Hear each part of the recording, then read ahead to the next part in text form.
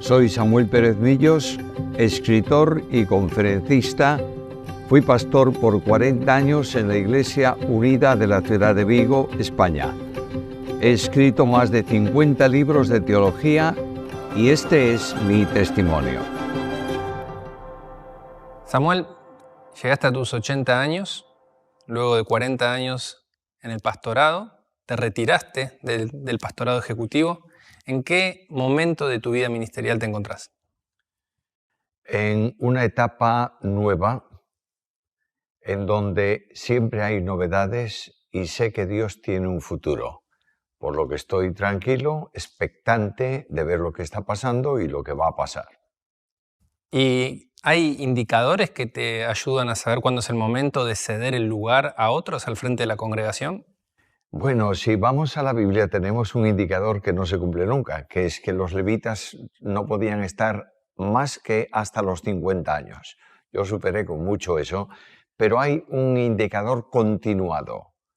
Una persona a una determinada edad no tiene las facultades físicas para actuar con la dinámica que la iglesia necesita. ¿Y te dejaron en tu iglesia retirarte tranquilo? Empezaron al principio a decir cosas muy extrañas.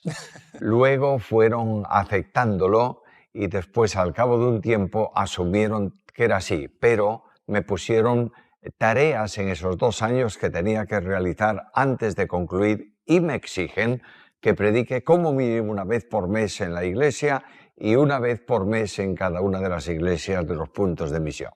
¿Y a vos te cuesta no estar al frente de la vida, de las decisiones de la iglesia? Mira, me costó muchísimo los 3 primeros meses. Finalmente dije, la iglesia no es tuya, por tanto, tranquilo.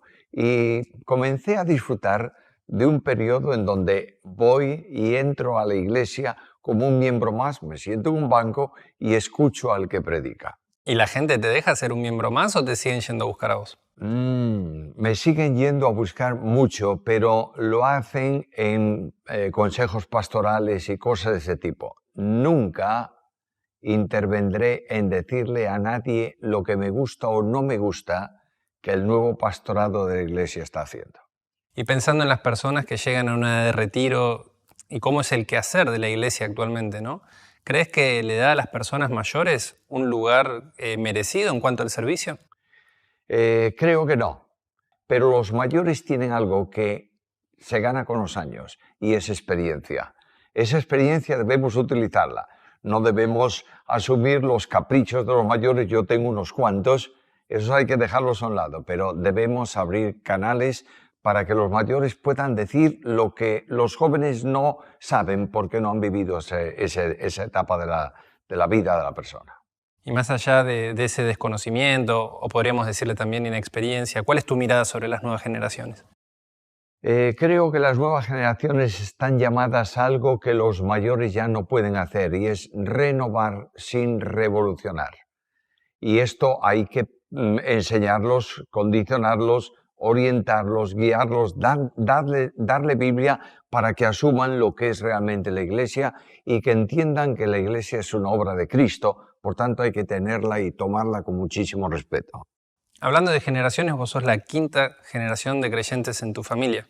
Imagino que para vos la Biblia empezó en casa. Bueno, la 5ª generación de creyentes en España es hablar de muchas generaciones de creyentes. En otros lugares son normales, pero en España no. Y claro que la Biblia comenzó en casa. Se leía la Biblia, se tenía un devocional diario y el abuelo me sacaba a hacer visitas pastorales y 1000 cosas de este tipo. Pero la Biblia estuvo en mi vida prácticamente desde que recuerdo históricamente que pudiera hacer algo, o leer algo, o meditar en algo. ¿Y cómo podemos hacer para recuperar eso hoy en día, ¿no? Porque pareciera que empieza a ser parte de una tradición pasada. Es una tradición pasada porque la velocidad de cambio es de un dinamismo desbordante. Lo que ayer valía no vale hoy, pero hay algo que no varía en el tiempo. Y es que la única orientación de vida, el único éxito para la vida, la única moralidad de vida, la única reflexión que merece la pena en la vida parte de la Biblia. Por tanto, los padres tienen que tomar la determinación de recuperar ellos la Biblia. ¿Y en qué momento vos pasaste de ser ese lector apasionado que compartía la Biblia con su familia en el hogar a Samuel Pérez Millos, ¿no? El estudioso de la Biblia?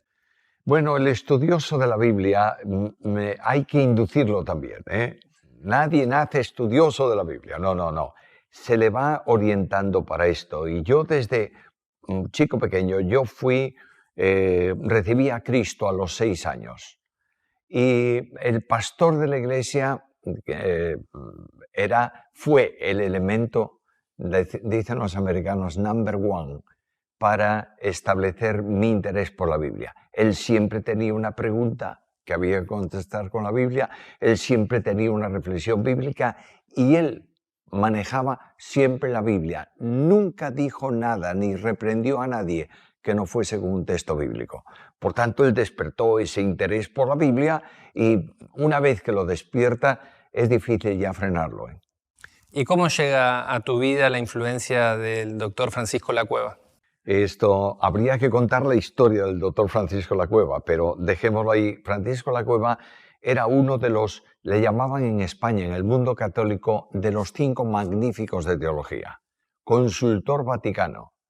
Manejaba el texto griego como yo manejo el castellano y el hebreo también. Fue formado en la universidad más importante de teología en España. Y este hombre, es una historia larga, conoce a Cristo, recibe a Cristo y sale de la Iglesia Católica y le pasó un poco lo que a Pablo.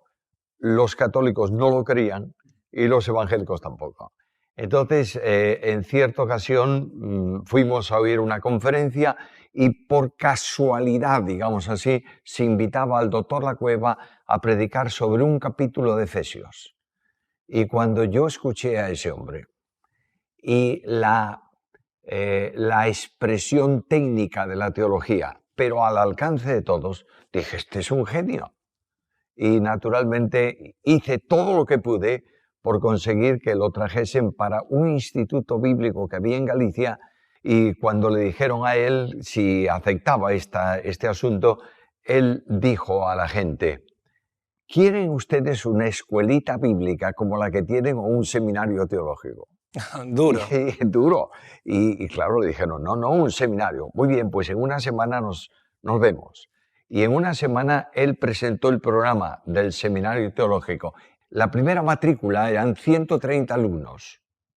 En el primer año En de el primer matrícula. año, 130 alumnos. Terminó el primer año para pasar al segundo año, 50 alumnos.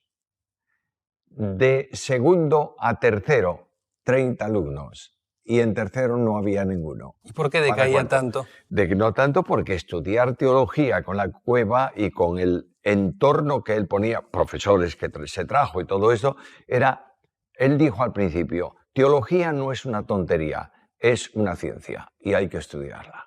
Cuando llegué a tercer curso y me iba a matricular para cuarto, la secretaria del instituto me dijo, ¿estás tú solo? ¿En toda la institución? En toda. Y ¿cómo yo solo? Entonces fui junto al doctor Lacueva y le dije, bueno, vengo a despedirme porque, claro, ¿estoy yo solo qué? Dice, a mí con que haya uno me llega. Y me dijo, matricúlate, pero él llamó a los profesores y le dijo, no quiero haceros perder el tiempo con una sola persona todo el plan de profesores. De modo que yo asumo todas las materias de cuarto y quinto. Así que yo salía de mi trabajo, iba al seminario, entraba en el aula con Lacueva a las 5 de la tarde todos los días hasta las 10 de la noche. Y estábamos los dos en diálogo continuado durante los 2 últimos años. Seguramente influyó profundamente tu pensamiento teológico. Cambió mi pensamiento, lo barrió. Porque cuando yo le decía, bueno, ¿por qué esto es así y tal? Él me preguntaba, ¿tienes un texto que lo sostenga? No, pues no lo digas.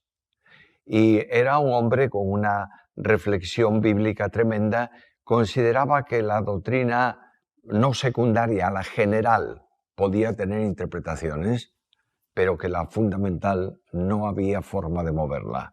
Pero Lacueva ha sido un hombre que Dios colocó en mi vida y que solo puedo agradecer a Dios la presencia de ese hombre. ¿A menudo pensás en él? Mucho. Y es más, cuando estoy escribiendo ahora la teología sistemática, tengo las notas del seminario. De Cristología, cuando escribí el libro de Cristología, yo creo que no tengo menos de 2000 folios de notas del seminario. Guardado bajo 7 llaves. Por supuesto. ¿Y cuándo decidiste lanzarte al mundo editorial? ¿Cómo fue esa transición? Esa transición fue muy interesante porque nosotros teníamos promovido desde la iglesia y desde el seminario, teníamos lo que llamamos Escuela Bíblica de Verano. Era 15 días divididos en 2 semanas, claro, son 15 días, en donde la gente de toda España venía, gente mayor, no solo jóvenes, a estudiar 2 materias bíblicas por semana. Y entonces hacíamos unas notas escritas para cada una de esas materias y un día la Cueva me dijo, ¿por qué no escribes esto en forma de bosquejo? Y lo imprimimos. Lo hicimos en forma de bosquejo y repartíamos eso a los alumnos. Por ejemplo, por poner un ejemplo, tampoco era un bosquejo chiquito, libro de Josué, que se dio ahí, tiene unas 100 páginas de bosquejo. Entonces eso, un día Clie lo vio y dijo, oye, nos interesa editar esto, podemos, muy bien. Y ahí comenzó mi andadura editorial. ¿Tu primer comentario? Mi primer comentario, que son 35 libros de bosquejos. Luego, en un desafío con la Cueva, escribí un comentario a Josué. ¿Por qué el comentario a Josué? Pues algo muy simple.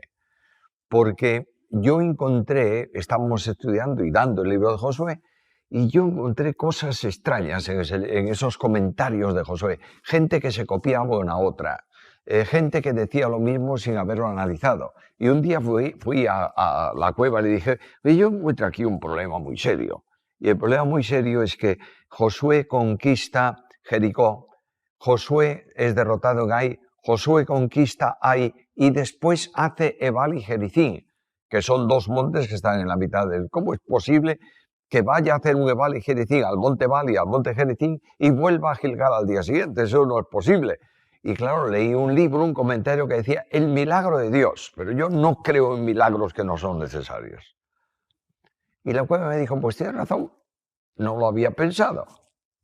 Te voy a poner en contacto con alguien. Y me puso en contacto con el rabino de la sinagoga judía de Madrid. Me dijo, te va a contestar. Yo le mandé una carta. Y él me dijo, hay muchos errores de comentaristas sobre ese libro. Y para un judío, Ebal y Jericín no solo es ir a un monte, Ebal, y a un monte Jericín, sino hacer lo que se iba a hacer en esos montes. Y lo que Josué hizo, me dijo él, es en el lugar de Ai, puso parte del ejército en un lado, parte del ejército al otro, hizo un Ebal y Jericín, leyó bendiciones y maldiciones, dijo, esto hay que investigarlo. Y entonces la Cueva me dijo, investiga, historia, geografía, bla, bla, bla, bla, bla, y me llevó 4 años hacer la investigación para escribir el libro. Y después me dijo él, no te olvides que este libro tiene una aplicación a la Iglesia. Y por tanto hice un comentario aplicativo de todos los pasajes del libro aplicados a la Iglesia. Y ahí comenzó mi trabajo editorial ya más intenso y luego vino el comentario al Nuevo Testamento. Pasa mucho esto, ¿no? Entre los comentaristas que se recitan constantemente y falta ese aporte personal al estudio de la palabra, ¿no? Naturalmente que falta el aporte personal y la investigación técnica. Escribir un comentario a un libro no es solamente decir lo que dice el texto, exegéticamente, eso es bueno y necesario, pero hay que investigar el entorno social. ¿Por qué esto aquí? Hay que investigar el entorno histórico, hay que investigar el entorno geográfico, porque nosotros leemos Nuevo Testamento. El Señor subió al monte y se vinieron los discípulos a su lado y les predicó el sermón de la montaña. Y claro, ¿qué monte? Son colinas tranquilitas al lado, y hay que entender eso. Fue de Capernaum a Nazaret. ¿Qué distancia andando? Es una distancia cortita. Entonces, hay que investigar para poder escribir. Y esto no hay duda ninguna. Y ya cuando hablas de Nuevo Testamento hay que investigar idioma y analizar idioma y demás cosas. Tu comentario exegético al Nuevo Testamento es como un material de referencia en la biblioteca de predicadores, seminaristas y maestros de todo el mundo. ¿Qué te produce esto a vos? Seria preocupación. Por una razón. Porque a veces cuando te dicen que esto se ha extendido y que la obra se ha multiplicado y que está en tantos sitios, Satanás te dice, eres importante. Y esto debiera producir todo lo contrario. He elaborado un comentario de esa extensión y queda muchísimo más que no he dicho. Dios es más grande, la Biblia más profunda, y el comentarista simplemente ha sacado unas cuantas piedrecitas del terreno para construir algo con ellas. Cuando vos, imagino que volvés a tu obra, ¿te da ganas de añadir, cambiar algo? Siempre cambiar muchas cosas y añadir cosas que faltan. Y naturalmente eso, de todas formas, nadie puede escribir la obra definitiva y el comentario definitivo. Pero sí, el autor, cuando lo lee, dice, yo hubiera cambiado esto o hubiera añadido esto, siempre. Y alguien que va a encontrarse mañana con tu comentario al Nuevo Testamento, ¿por dónde le recomendarías que comience? ¿Cuál sería el primer comentario que tiene que adquirir de Samuel Pérez Millos? Vamos a ver, el autor ama alguna parte de esa obra y yo amo la epístola a los hebreos. Claro está que esa epístola a los hebreos tiene que ser leída por alguien que conozca la Biblia. Tú no entiendes hebreo si no has leído varias veces Levítico. Y el entorno de la epístola a los hebreos es un entorno cristológico esencial. Por tanto, necesariamente hay que leer cristología de Juan, sobre todo de Juan. De Pablo, por supuesto, pero Juan para mí es el comentarista, el escritor bíblico inspirado que más nivel tiene en cristología. Por tanto, eso se necesita para hebreos. Siendo alguien que le ha aportado tanto a la teología, en muchas ocasiones te escuché bogar por tener pensadores, maestros, teólogos con un pensamiento hispano.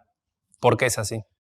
Bueno, por varias razones. Una de ellas es que la teología originalmente, desde la patrística, desde la historia de la Iglesia, se divide en dos vertientes o en dos líneas. Una, la línea griega, y otra, la línea latina. Imperio Romano de Oriente, Imperio Romano de Occidente. Los griegos, la línea teológica griega, la Iglesia griega no tuvo los problemas que tuvo la latina. Entonces ellos llegaron a un nivel teológico que respondía a las preguntas que necesitaban, pero no a otras. Todo eso trae como consecuencia una orientación teológica sajona, estupenda, excelente, buenísima, y una orientación latina, más intensa, más reflexiva. A ver si puedo explicar esto de una forma muy simple. El sajón casi nunca pregunta, afirma siempre. Jesucristo es Dios. Más inductivo. Más inductivo y más afirmativo. Jesucristo es Dios. Ahora, lo demuestro. Textos. Y al final, Jesucristo es Dios. La teología latina nunca afirma, pregunta. Jesucristo es Dios. Y responde. Y aplica filosofía, aplica reflexión, aplica teología, por supuesto que es teología. Ahora, el pensamiento lógico del mundo latino no es el pensamiento del mundo sajón. Ellos enfocan la vida y las cosas de una manera que nosotros enfocamos de otra.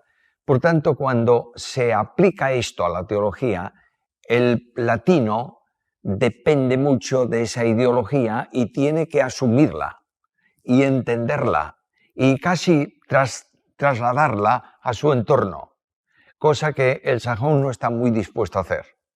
De manera que se necesita elaborar teología bíblica latina desde el pensamiento y la reflexión del mundo hispano. ¿Y va por buen camino esto? Tal vez, pero no lo suficiente. Yo veo una enorme dependencia en Hispanoamérica de la teología americana. ¿Y qué otras teologías sugerís? Yo sugería elaborar una teología desde el pensamiento latino, hispanoamericano, que sea comprensible para todos y que sea una teología bíblica o sistemático-bíblica razonada desde la teología latina y que se elabore una teología sin dependencia. Naturalmente hay que leer toda la teología, pero hay que elaborar una teología propia. A veces pareciera que a mayor nivel de erudición, a mayor nivel de entendimiento de las complejidades de las escrituras, como que va perdiéndose parte de la vida devocional. ¿Crees que hay un riesgo de tener mentes grandes y corazones pequeños? Absolutamente cierto. Es más, hay ya una, yo diría, degeneración en la enseñanza eclesial. Y es una degeneración de una vía técnica. Vamos a analizar esto o vamos a predicar la Biblia, versículo a versículo, frase a frase, diciendo esto en el idioma tal es de esta manera y a última hora la gente saldría de esa congregación o los alumnos de un instituto con la cabeza hirviendo y el corazón frío. Toda teología que no produzca un cambio en la vida cotidiana no es buena teología. ¿Y vos haciendo alguna introspección alguna vez te encontraste en esta situación? Sí, por supuesto que sí. Y me he dado cuenta y en eso influyó enormemente el doctor Lacueva. Él me decía, te voy a dar una frase de Spurgeon, úsala. No le des de comer a jirafas, dale de comer a ovejas, porque la jirafa puede doblar el cuello y comer donde come la oveja, pero al revés no. Y él podía predicar teología altísima o un comentario elevadísimo de la Biblia y lo entendía toda la congregación. Y esto es a donde tenemos que llegar. Menos tecnología y más espiritualidad. ¿Le falta a los teólogos contemporáneos aterrizar la teología? Creo que sí. En gran medida. Bueno, hay muchas excepciones, gracias a Dios, pero sí que le cuesta. Y sobre todo a personas que están metidas en seminarios, en facultades de teología, que les cuesta enormemente bajar eso que enseñan a los alumnos a la congregación y a la gente en general. Y si no formamos gente en un amplio conocimiento bíblico y teológico, estamos creando o generando iglesias débiles que son llevadas de aquí para allá por cualquier viento de doctrina. A su vez, entiendo que hay que ayudar a las personas a razonar su Biblia, a entenderla, a pensarla. ¿Cómo podemos hacer desde las congregaciones para que eso suceda? Yo diría que dándoles tareas que le hagan reflexionar y digamos a la iglesia, pastores de la iglesia, vamos a estudiar este año la vida de Cristo. Me gusta mucho eso, por eso menciono. La vida de Cristo. Muy bien, yo voy a predicar el domingo asuntos de la vida de Cristo, pero voy a elaborar notas para que cada miembro de la iglesia las lleve a su casa y estudie en su grupo familiar lo que se va a predicar o lo que se predicó el domingo, con lo que cada uno tiene que responder cuestiones. Tiene que preguntarse a sí mismo qué dice la Biblia aquí y por qué lo dice. Y estoy ayudando, apoyando a la iglesia para que razone Biblia. Pero para que esto funcione también tendría que estar muy marcada una centralidad de la palabra en los púlpitos. Es que no hay posibilidad de un púlpito sin centralidad bíblica. Todo lo que no sea centralidad bíblica no es púlpito. Porque el púlpito está puesto ahí, en el sentido figurativo, está puesto para que Dios hable a su pueblo, no para que el pastor hable a la congregación o para que el teólogo enseñe algo. Está puesto para que la congregación venga y salga de ahí diciendo, Dios me dijo hoy esto. Yo creo que el púlpito de hoy es un púlpito motivacional en muchos lugares. viene la congregación y voy a decirle lo que yo quiero decirle, voy a elaborar mi esquema y luego busco textos que apoyen este esquema, no muchos, para que no se me cansen. Y al final de todo la gente sale feliz porque no le dije nada. Tengo que predicar la Biblia para que Dios le diga a ese pueblo lo que Él quiere decirle. Escuchándote me hace suponer que tenés un enorme trabajo al escuchar ciertos predicadores. Yo cuestiono un poco el término predicador. Hay muchos charlatanes, pero no muchos predicadores. Es decir, me cuesta, perdón que sea tan franco, me cuesta muchísimo trabajo escuchar a una persona que me va a hablar, no sé el tiempo, 20 minutos o media hora, de asuntos de él, cuando yo lo que necesito es oír la Biblia. Y lamentablemente cuando oigo algo así, lo que hago es que tengo un lugar aquí en la cabeza que funciona on-off. Lo pongo en off y chao. Ya no escucho más. Puede decir lo que él quiera que yo no lo escucho. Y pensando en los predicadores de todo género, ¿no? ¿Qué le recomendás vos a los que tienen labor pastoral en términos de versión bíblica? La versión bíblica hoy ha generado una guerra impresionante por cuestiones comerciales. Más bien del mundo editorial. Más bien del mundo editorial. De manera que yo recomendaría, indudablemente no podemos leer cualquier tipo de versión y recomendarla, pero yo recomendaría esto en el mundo hispano. Reina Valera, por supuesto, Nueva Versión Internacional, la Biblia de las Américas. Creo que con 3 buenísimas versiones bíblicas es bastante. ¿Y en qué versiones predicas vos? Normalmente yo utilizo la Reina Valera, o estoy procurando usar la Reina Valera actualizada o revisada. ¿La 2015? La 2015 y 2017 también la hay, pero bueno. ¿Pero por qué uso la Reina Valera? Porque la tengo aquí. Porque era la única versión que yo tenía para estudiar de memoria los versículos cuando era un niño. Y entonces si me dicen, oye, uso una concordancia y no tengo el versículo literalmente como está escrito, en Nueva Versión Internacional, por ejemplo, no lo voy a encontrar. Por eso uso Reina Valera. Pero no tengo ningún problema de usar otra versión. ¿Y alguna vez tuviste el deseo de predicar o enseñar en otra versión, pero te sentiste limitado por la audiencia? Yo, perdonadme, pero no hago mucho caso de la audiencia nunca. Yo quiero predicar la Biblia y leo la Biblia en la versión que creo que es mejor para ese texto concreto. ¿Les gusta? Les gusta. ¿No les gusta? Lo he hecho con la mejor intención, porque nunca me he preocupado demasiado de lo que guste o no guste. Me interesa predicar la Biblia. Recientemente se estrenó una serie tuya en Reina Media que repasa las ideas centrales de la cristología. ¿Cuáles son los énfasis que hay que hacer hoy en día acerca de la persona y obra de Cristo desde la predicación? Tengo una convicción profunda y es que Cristo es un desconocido en la iglesia cristiana. ¿Tanto así? Tanto así. Lo tenemos en nuestras canciones, en nuestras oraciones, en nuestras lecturas, pero Cristo es el núcleo absoluto de la Biblia. Y no hay nada que yo pueda predicar que no tenga que estar centrado en Cristo.